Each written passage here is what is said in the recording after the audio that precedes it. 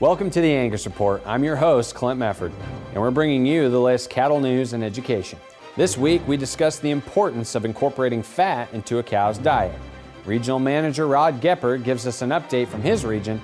A commercial producer tells us about his experience with Angus Link, and we learn about the Biltmore Estate's long history with the Angus breed. This is the Angus Report. Fat is an essential nutrient that directly affects reproductive success. But Ronald Scott, Purina Animal Nutrition's Director of Beef Technical Innovation, says it can be a challenge to get cows to eat it. So the key thing about fat is very, very simple. For many years, we've known fat is really important for reproduction. Everyone typically has a baseline of performance. So our goal as an industry is how do we get our cow herd in the U.S. up to the next level? How can I get better performance out of my cows? And if you need to get a few more units of reproduction, in other words, conception rate, fat is one good way to do it. So that's why we've had a lot of focus in that area. And the trouble is cows don't always like to eat fat, right? So we have to get it into a form that the cows will consume. He stresses the far-reaching impact fat and nutrition can have on carcass quality. What we're looking at is supplementation in a cow's diet. So this would be supplementation either when a cow is open or when a cow is pregnant. So what we're looking at there, and how can I affect carcass quality based upon a supplement, then we get into something called fetal programming. So how can the nutritional program and consistent nutrition of a cow influence the calf after it's born and through the feedlot and onto the consumer's plate? So nutrition will do that, and there actually is information relative to being able to stimulate marbling cells kind of in the second and third trimester of gestation. So first of all, you think, well, this is fat for a cow. How can it influence a calf a year and a half later? But it does. Producers may look around for sources of dietary fat. While it's important to find what works conveniently for every herd, producers should aim to work fat into their nutrition program, no matter the source. Some fat is better than no fat. There's some old information that would suggest that certain fats, in other words, soy oils, canola, things like that versus animal fat, that there's a difference between them. And there's a little bit of difference, but the main thing is total fat is more important. One of the most practical ways to incorporate the nutrient into cows' diets is in supplement form. The best way to get fat into a cow's diet is you have to think about the supplement, right? So forages don't have much fat in them, just a little bit. So if we want to get fat into their diet, then it's through a supplement. The challenge with that is, do I put fat into a ration? If I'm feeding in a bunk, you can potentially do that. Most cows are out grazing, so I need to have a supplement, right? So the key thing is getting fat into the cow so that she can do a better job of maintaining her body condition, and then that fat's also used for reproduction. Scott discusses one of the products Purina has developed to make eating fat a more palatable experience for cow herds. So one of the key things that we've developed is a high-fat AccuRation block so that it's palatable, because that's one of the things with fat. Cows really don't like fat. So we have it in a special form. It's actually in an extruded high-energy nugget, so a little particle that goes into our product. So we've done a lot of research to be able to get that fat into the formula so it still maintains the shape as a block, but the cows can consume it. And so it's been a very wonderful product, and a lot of the producers like it across the U.S. It continues to grow. So I think one key thing for our ranchers to keep in mind is that I need to get my cows bred. If I don't get my cows bred, then obviously I don't have as many calves. But to do that, you need to monitor your cows throughout the year, monitor body condition, to make sure that they're not dropping off. We've had so much wet weather, bizarro weather the past few years. So this product that has a lot of fat in it is one way to help keep condition on the cows, because reproduction is so critical. Visit PurinaMills.com for more information on Purina's AccuRation product. Stay tuned, we'll be back with more Angus Report after a break.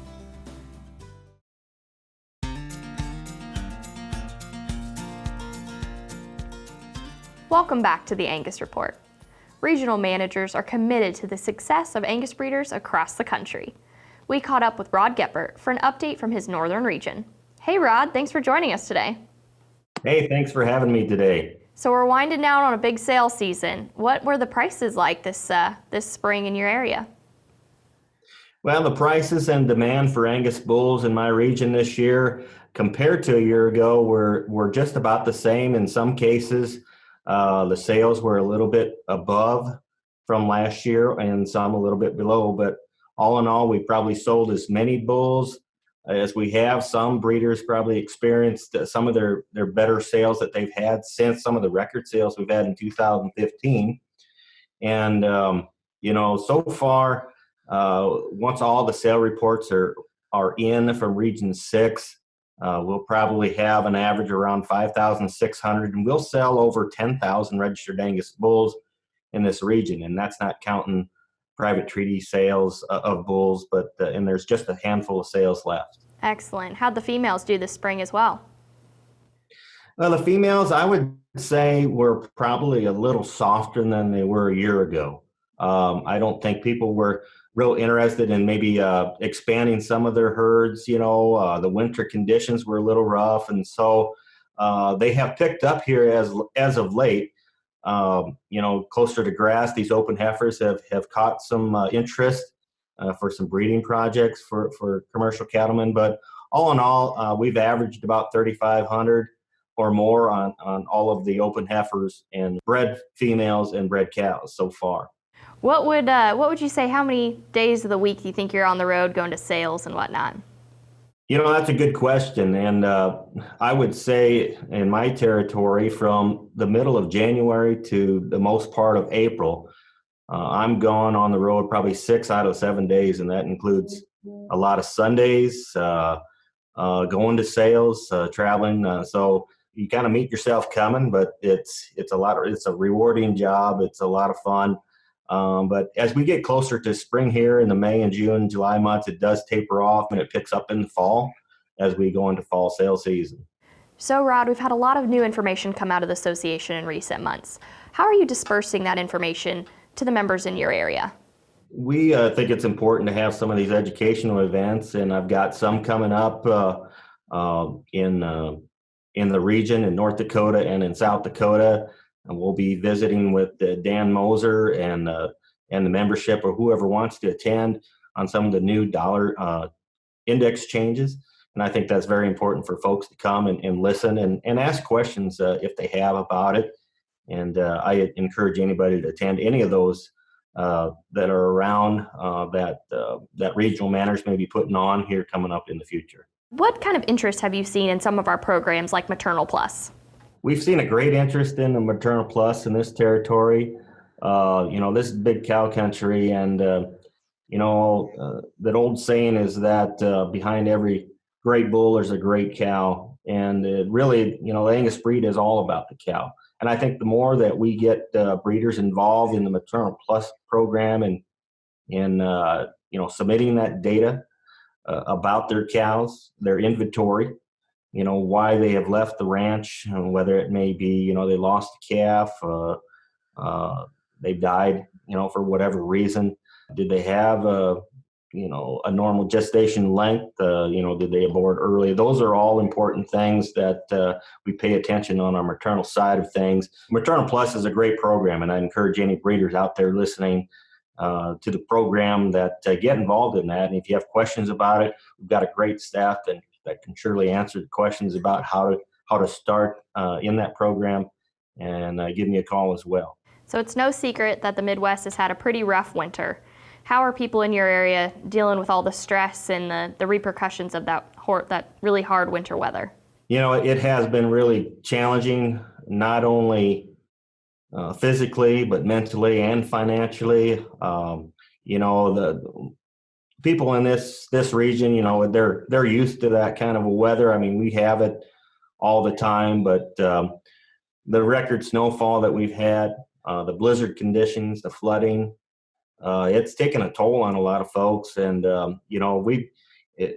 luckily we've had some warning on some of these events coming in, so they've been prepared for a lot of those and gone through the process pretty well.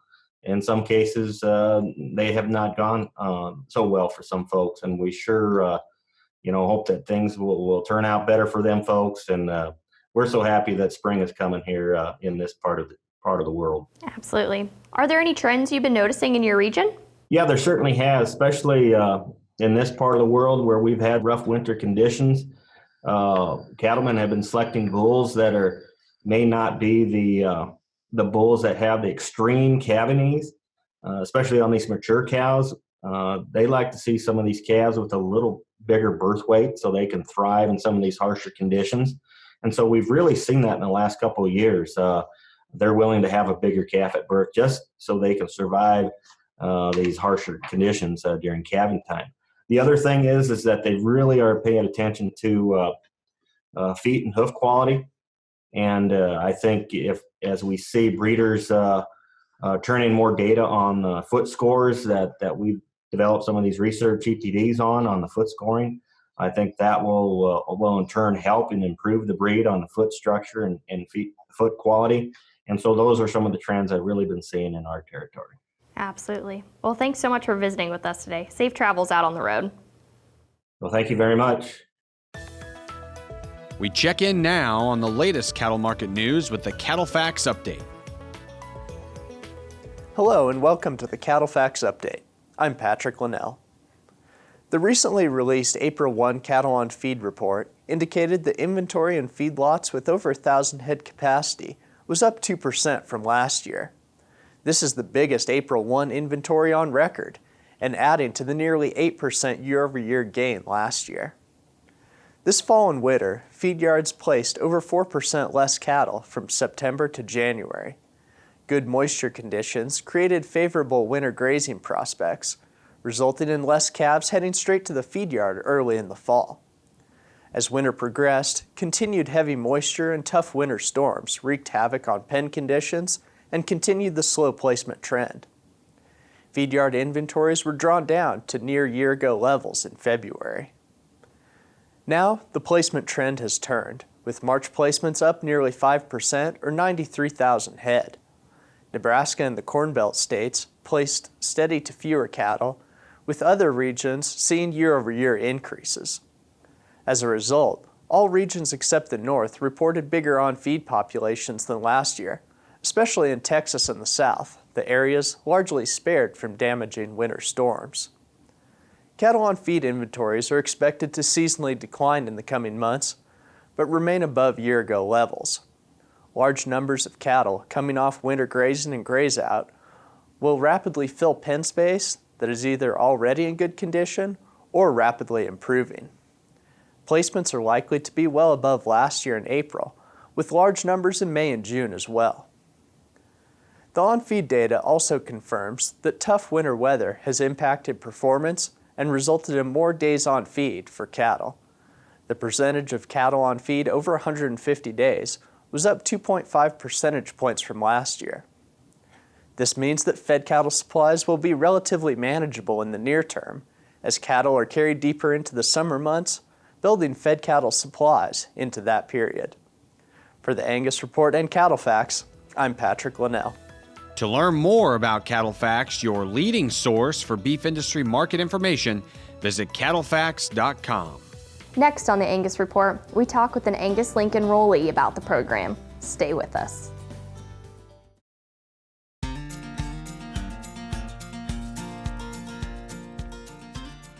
Welcome back. Angus Link is changing the landscape of the fed cattle sector by emphasizing the genetic merit of Angus-influenced calves. Johnny Hubick of Ray, Missouri, has experienced firsthand the value that the association's new feeder cattle program can add to a calf crop. We've been at this for quite a few years, and one of our goals was to have cattle that would do really good as far as on the grid. Our cow herd's made up of they're 100% Angus, so the cows are 100% Angus, and of course we use registered Angus bulls. Our cattle will typically hit the 90% CAB mark, so most of the cattle will be in the upper 2/3 of choice, and then there'll also be 20 to 30% of those cattle that'll go prime.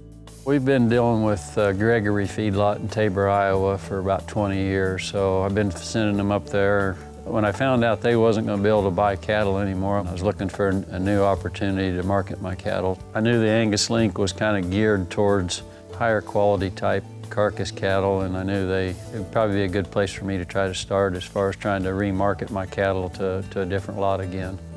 I went ahead and enrolled my calves last fall, which would have been 2018. There was 90 steer calves that we enrolled. After we got enrolled, I did get some calls from Frank Padilla and Casey Cobb. Those are the two guys that handle the field work for the Angus Link. So they called me and wanted to visit with me about the cattle and kind of just get a few more details. They were really working hard to try to help me market the cattle. So, I mean, the field staff's out there, and I know it's going to get better as time goes on. So it's going to be a helpful tool and as this program gets up and going.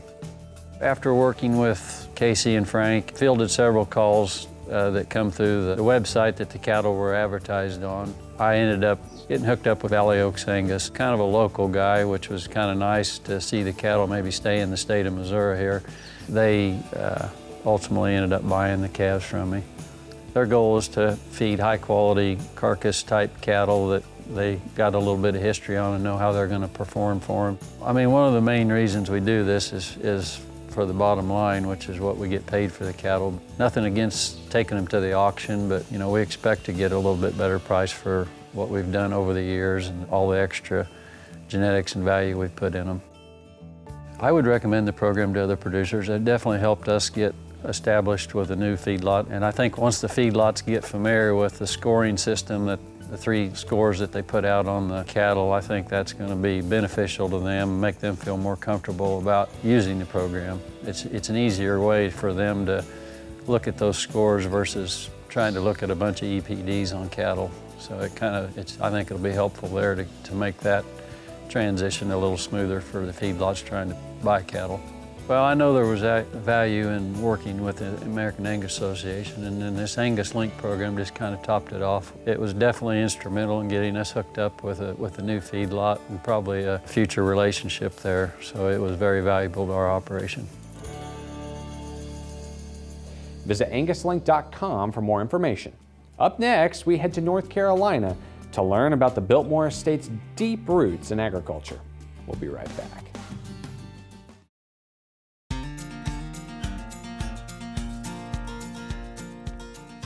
Welcome back to the Angus Report.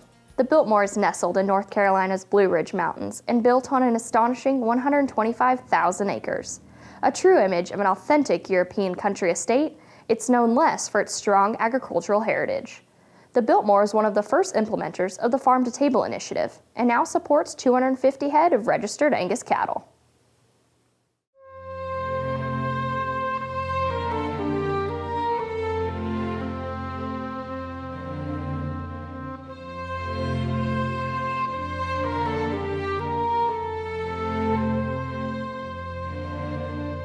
Biltmore Estate was conceived by George Washington Vanderbilt over 100 years ago.